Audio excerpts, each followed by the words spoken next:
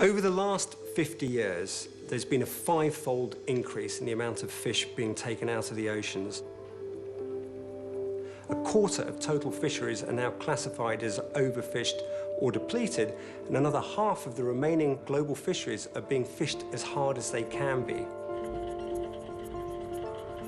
Overfishing and its associated environmental impact is our second biggest sustainability challenge after climate change.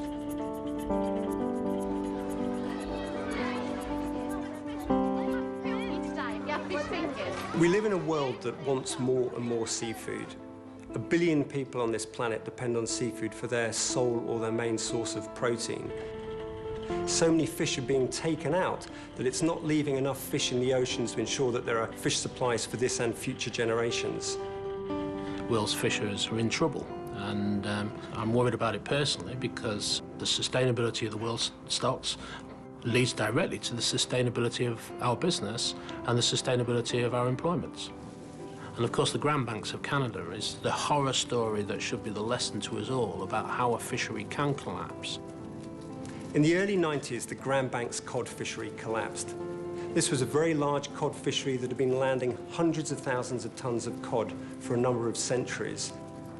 Those fish have never come back. And in addition, 40,000 fishermen lost their livelihoods. And this was a wake-up call to the industry, and that spurred the development of the Marine Stewardship Council. The MSC concept is actually quite simple. When consumers see that MSC blue eco label, they've got that third-party assurance and verification that by choosing that product, they are not contributing to the social and environmental problems of overfishing.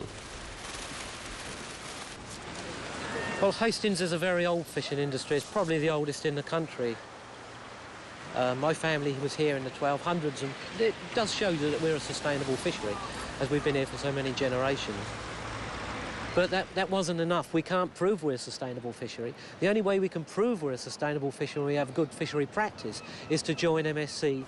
And once you've got that badge of approval, you haven't just said you are, you've proved you are. The MSC has a range of fisheries, from the small community-based fisheries like the Hastings fishery, Dover sole, herring and mackerel, to the mighty Alaskan fisheries like the Alaskan salmon fishery and the Alaskan pollock fishery. The key point is they've all been independently assessed as meeting the world's most rigorous scientific sustainability standard. Our fishery is the first MSC certified tuna fishery in the world. It absolutely is going to give us an edge in the market. For the part of the public that really understands and wants something that comes from a sustainable fishery, here it is for them. No product can carry the label in the marketplace unless every single link in the supply chain has an annual audit to make sure that they're separating certified fish from non-certified fish. You can trace back to who caught the fish, what boat it came off of, where it was unloaded, where it was freezer stored, where it was trucked to, and how it got to you finally in the store. We ask every supplier to go through a very, very detailed set of questionnaires. But if the fish is MSC certified, they don't have to answer any of those questions other than number one, is it MSC certified? And it's an easy, quick reassurance that that fish is sustainably sourced. People don't really want to understand the detail, and this is where a scheme like the Marine Stewardship Council is so important, because it gives a check that they have gone through a process to ensure that they're sustainable. So we also have paid more for MSC certified fish than its equivalent from non-MSC certified fisheries.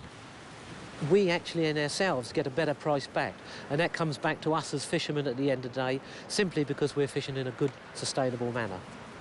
Once we've got the MSC approval, we've found new markets to avenue for our fish. The growth over the last 2 years has been astronomical. So, for example, Walmart, the world's largest retailer, in 2006 made a commitment that within 5 years, for their wild capture fish supplies, they will only source Marine Stewardship Council certified fish.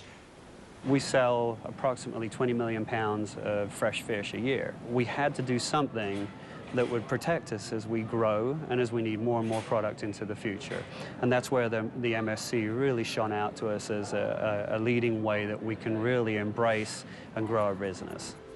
So the vision is to create a race to the top in global fisheries management by identifying, creating market incentives and rewarding the best managed fisheries in the world.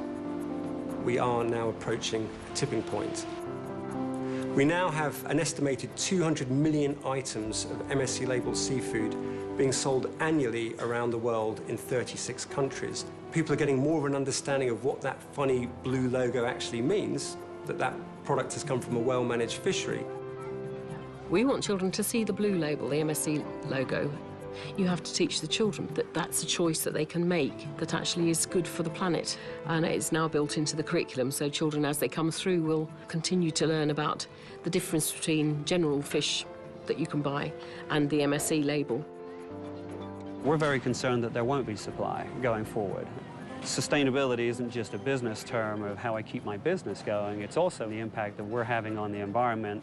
And sooner or later, we feel that competition will have to go down this route because the raw material supply is dwindling and dwindling. And so the traditional, I can buy 1 million pounds from wherever I need it, 5 or 10 years from now, 15, 20 years from now, they're not going to be able to do either.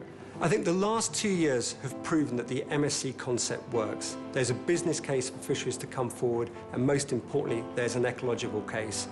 What's at stake at the end of the day is the future of the fishing industry in itself, because if we don't look after fish stocks for the future, there will be no fish for the future. Seafood is the most traded primary commodity in the world.